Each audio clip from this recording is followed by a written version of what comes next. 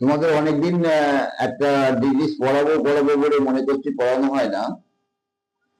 আজকেই আর কি শুরু করি। অটোরিয়া। অটোরিয়া মানে কান পাকা, অর্থাৎ কান থেকে পুঁজ নির্গমন। আমাদের ডাক্তারি পরিভাষায় অটোরিয়া বলা হয়, লেখা হয়। সাদা বাংলায় আমাদের গ্রাম্য ভাষায় কান পাকা বলা হয়, কানে পুঁজ। এই কান পাকাটা আমরা অনেক সময় শিশুদের মধ্যে একটু বেশি লক্ষ্য করতে পারি, আবার বড়দের মধ্যে যে নেই তা কিন্তু নয়। তো এই কান পাকা একটা সাংঘাতিক অবস্থা। তার কারণে এই ধরনের কান পাকা রোগ থাকলে, দীর্ঘদিন ধরে থাকলে, অনেক সময় কানের পর্দা নষ্ট হয়ে যায়। একটা ক্ষত দীর্ঘদিন ধরে চললে আর কি হবে, কান দিয়ে অনেক সময় দু কান দিয়েই হয়, অনেক সময় এক কান দিয়েও হয়। তো এই অটোরিয়াটা আমরা ট্রিটমেন্ট করলে করতে পারি খুব ভালোভাবে, হয়ে যায় যে খুব সুন্দরভাবে এই ট্রিটমেন্ট হয়ে যায়। তাহলে আমাদের অটোরিয়ার কিন্তু পার্টিকুলার কোনো মেডিসিন নেই, আমাদের সেখানেও কিন্তু আমাদের ওই লক্ষণ অনুসারে আমরা অটোরিয়াটা ট্রিটমেন্ট করব। ওই এক কথায় রুগীরা এসে বলবে, ডাক্তারবাবু আমার ছেলে দেখেন যে কান্দি রস পড়ে, পুজ গড়ায়। তো এর জন্য আলাদা করে আর তোমাদের এর কেন হয় ইত্যাদি ইত্যাদি কারণ তো মায়োমেটিক ব্যাপার থাকেই, সেখানে আর নতুন করে বলার কি আছে। তো আমরা যেটা লক্ষ্য করি সেটা এই কান পাকাটা শিশুদের মধ্যে, আমি আগে একবার বললাম, শিশুদের মধ্যে একটু বেশি পাওয়া যায়, বড়দের মধ্যেও থাকে। আমরা এর ট্রিটমেন্টটা কি করে করব? এই ট্রিটমেন্ট করতে গেলে বা মেডিসিনের একটা গ্রুপ করতে গেলে তোমরা কতগুলি জিনিস খেয়াল রাখবা, আমি প্রথমে বলে দিচ্ছি। দেখা গেল হয়তো তরুণ অবস্থা কান দিয়ে রস বেরোচ্ছে, এই তরুণ অবস্থায় একটা ট্রিটমেন্ট তোমরা মাথায় রাখবা, কোন কোন মেডিসিনগুলি সাধারণত কাজ করে। আর একটু পুরাতন হয়ে গেলে, যেখানে গাঢ় হলুদ পুঁজ হয়, পুঁজের ঘনত্ব হয়ে যায়, সেটা একটা গ্রুপ রাখবা। পুঁজের সাথে রক্ত নির্গমন হয়, একটা গ্রুপ রাখবা। পুঁজটা পাতলা, জলীয়, প্রচন্ড দুর্গন্ধ, একটা মাথায় রাখবা।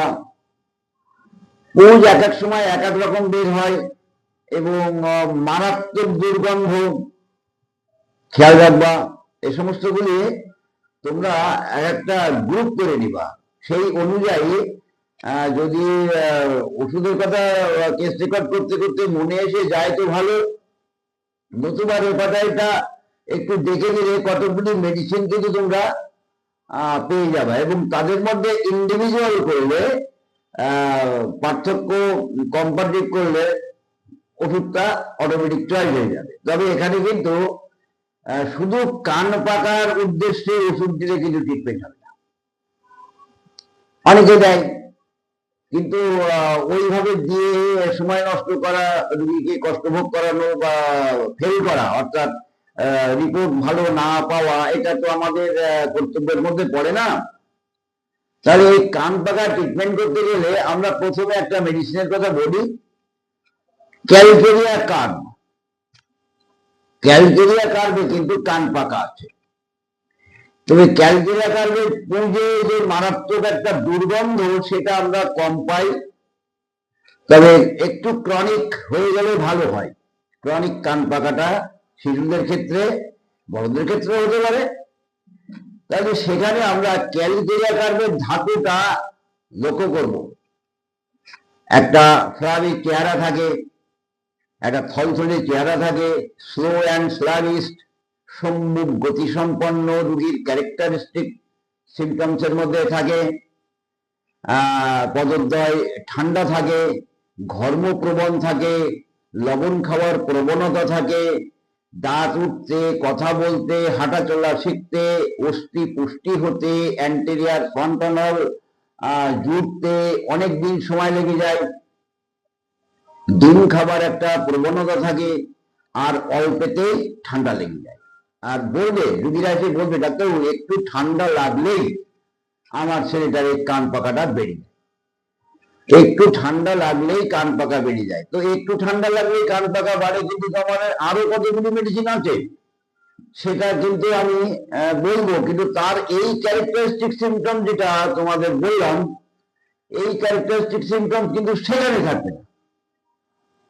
আমরা জলে স্নান করার পরে কান পাকা বেড়ে গেল, ঠান্ডা শীতল ঠান্ডায় কান পাকা বেড়ে গেল, আমাদের ক্যালসিয়াম, ফস, সালফার, এই ধরনের অনেক মেডিসিন আছে।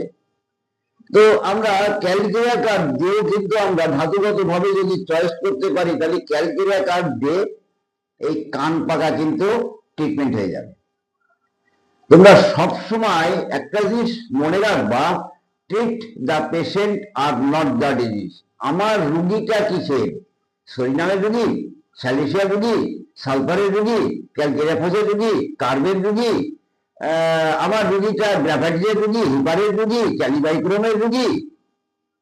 এরকম ধরনের তোমরা একবার ভাবার চেষ্টা করবা। গোড়া থেকে তোমরা প্রথম দিক থেকে এই অভ্যাসটা করবা, নিজের মনকে প্রশ্ন করবা, আমি যে লাইকোপোডিয়াম দিচ্ছি ছেলেটাকে, তো লাইকোপোডিয়ামের কি পেলাম? নিজের মনকে প্রশ্ন করবা, নিজের মনই দেখবা তোমাকে সায় দেবে, হ্যাঁ অথবা না।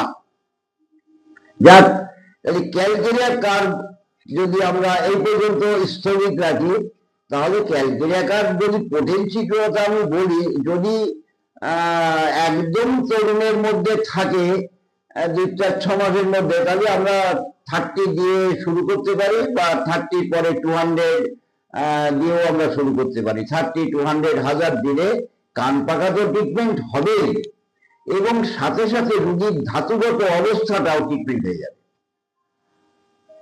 বোঝা গেল? এবং অনেক সময় এই কান পাকা কিন্তু একটা মেটাস্টেসিস হয়ে যায়, অনেক সময় জ্বর চাপা পেলে এই কান পাকা হয়। তোমরা কেন্টে পালসেটলা পড়তে গিয়ে অনেক সময় লক্ষ্য করতে পারবা রোগের রূপান্তর হওয়া। অ্যাবডোমেনামের মধ্যে আছে রোগের রূপান্তর হওয়া। তাহলে সেই ধরনের অবস্থা আছে কি না, হয়েছে কি না, সেটা আমরা যদি টেস্ট রেকর্ডের মধ্যে থেকে জানতে পারবো এবং মেডিসিন চয়েস করতে পারবো। এবার আমি বলবো ক্যালকেরিয়া ফস। ক্যালকেরিয়া কার্বের আর ক্যালকেরিয়ার ফসের লক্ষণ কিন্তু প্রায় খানিকটাই একই। আমি হয়তো ক্যালকেরিয়া কার্বে তোমাদের মোটা থলথলে চেহারার কথা প্রায় বলি, কিন্তু না, কেন সাহেব বলছেন যতগুলি মোটা রুগী ক্যালকেরিয়া কার্ভ হতে পারে, ততগুলি পাতলা রুগীও কিন্তু ক্যালকেরিয়া কার্ভ হতে পারে। এটা কিন্তু খুব ভালো করে মনে রাখবা। তাহলে ক্যালকেরিয়া ফসেও কিন্তু ওই অ্যান্টেরিয়ার ফ্রন্টালি ওপেন থাকে অনেকদিন, দাঁত উঠতে দেরি হয়, হাঁটা চলা কথা বলতে দেরি হয়, বুদ্ধিবৃত্তির ডেভেলপমেন্ট হয় না, কিন্তু একটা চঞ্চলতা ভাব। আমাদের ক্যালকেরিয়া কার্ভের মধ্যে টেবারকুলার মাইজাম আছে, ক্যালকেরিয়া ফসের মধ্যে টেবারকুলার মাইজাম আছে, কিন্তু ক্যালকেরিয়া ফসের মধ্যে টিউবারকুলারটা যেন একটু বেশি রকমের, অর্থাৎ ক্ষয়দোষ প্রবণতা যেন একটু বেশি রকমের। ক্যালকেরিয়া ফসের রুগী কিন্তু একটু চঞ্চল হয়, এ সিদ্ধ ডিম ভাজা পছন্দ করে, এ ভাজা ডিম পছন্দ করে, দুইজনই লবণ পছন্দ করে। তবে ক্যালকেরিয়া কার্ভে যেমন পদদ্বয় শীতল থাকে, ক্যালকেরিয়া ফসে পদদ্বয় শীতল কিন্তু আমরা খুব কম পাই না বললেই চলে। এই জন্য আমরা ক্যালকেরিয়া ফস বেছে নিতে পারি। ক্যালকেরিয়া ফস সেও কিন্তু শুষ্ক শীতল ঠান্ডায় তার রোগ লক্ষণগুলি বৃদ্ধি হয়। আমরা ক্যালকেরিয়া সাল্পের কথা চিন্তা করতে পারি। ক্যালকেরিয়া সাল্পের অনেক সময় এখানে দুটো মেডিসিনের সংস্পর্শে আসে। ক্যালকেরিয়া সাল্প অনেক সময় বায়োকেমিক্যাল লেখা আছে, যে কোনো ক্ষত থেকে বা যে কোনো নালিঘা থেকে বা যে কোনো ক্ষত থেকে দীর্ঘদিন ধরে পুষ নির্গমন করতে থাকলে ক্যালকেরিয়া সাল্ফ অভ্যার্থ, এরকম লেখা আছে।